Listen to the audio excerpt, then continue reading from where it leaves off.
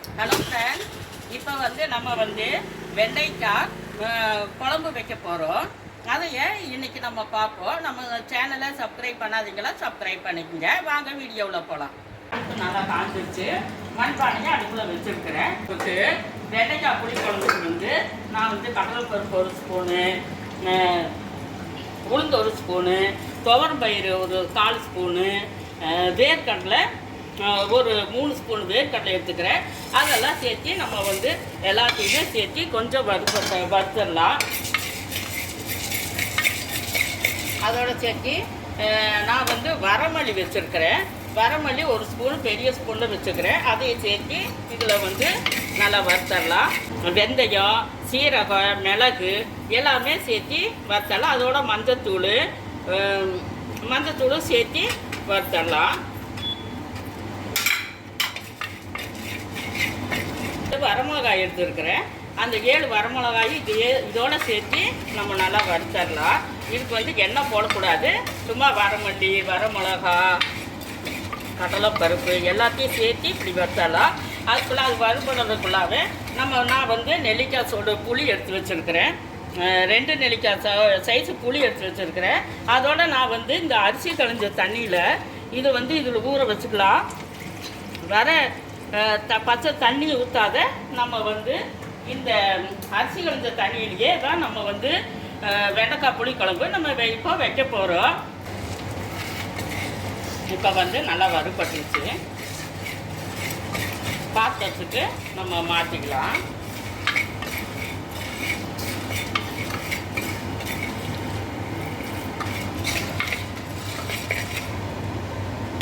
இப்போ பாத்திரத்துக்கு மாற்றிடலாம். அதே மாதிரி பானையை அடுப்பில் வச்சுட்டு இந்த வெண்டைக்காய் இது மாதிரி வெட்டி வச்சுருக்கிறேன். இது தண்ணி ஊற்றாதையே நம்ம சிம்மில் வச்சு நல்லா வதக்கணும். இதுக்கு எண்ணெய் போட வேண்டியதில்லை. சிம்மிலேயே வச்சு நல்லா வறுத்தரலாம். இதுக்கு எண்ணெய் போடக்கூடாது. நல்லா அந்த எண்ணெய் போடாதையே நல்லா வெண்டைக்காய் வணங்கிருச்சு. எண்ணெய் போடாதது தான் வெண்டைக்காய் வணக்கணும். சமையல் எண்ணெய் 2 ஸ்பூன் ஊற்றிக்கலாம். இப்போ நம்ம வறுத்து வச்சுருக்கிறேன் இந்த மிளகா, மல்லி, வேர்க்கடலை, கடலைப்பருப்பு, துவரம் பயிறு கடுகுலாக வறுக்கணும். ஒரு 1/2 ஸ்பூன் கடுகு எடுத்துருக்கிறேன். இந்த கடுகு போட்டுக்கலாம். இப்போ வெந்தயம் ஒரு 1/4 ஸ்பூனு வெந்தயம் போட்டுக்கலாம். ஆல்ரெடி அரைக்கிறதுக்கும் போட்டாச்சு. அதோட சேர்த்து நான் கருவேப்பிலை இலை, ஒரு ரக்கு கருவேப்பிலை இலை அதையும் சேர்த்து போட்டுக்குவோம். அதோட 4 காஞ்ச மிளகாய் வச்சுருக்கிறேன். அந்த 4 காஞ்ச மிளகாயும் வச்சுக்கலாம். இங்கே பூண்டு இடிச்சுட்ருக்கிறேன். அந்த பூண்டையும் சேர்த்து இதோடு சேர்த்து நல்லா வறுக்கணும்.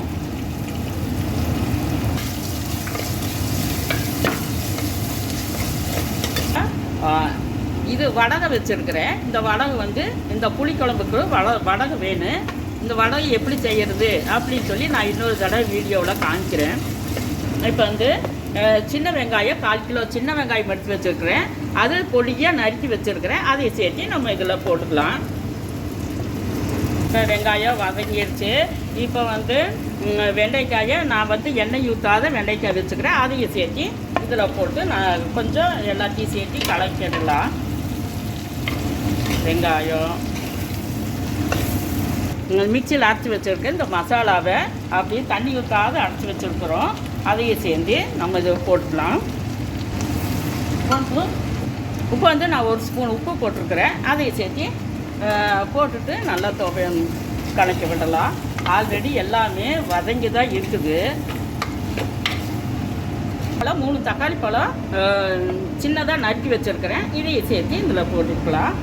அதோடு சேர்த்து புளியை புளிக்கரைசலை நம்ம ஆல்ரெடி கல்நீர் தண்ணியில் தான் நான் புளிக்கரைசல் வச்சுருக்கிறேன். அதையும் சேர்த்து ஊற்றிக்கலாம்.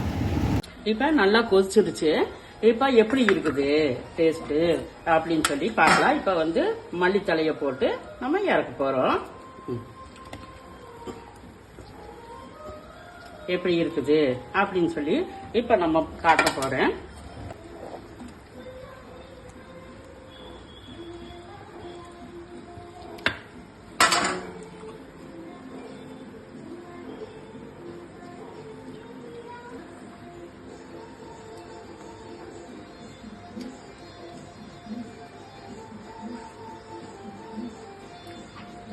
ஃப்ரெண்ட் சூப்பரா இருக்குது. இதே மாதிரி நீங்களும் செஞ்சு பாருங்க. வெண்டைக்காய் புளிக்குழம்பு. பாய்.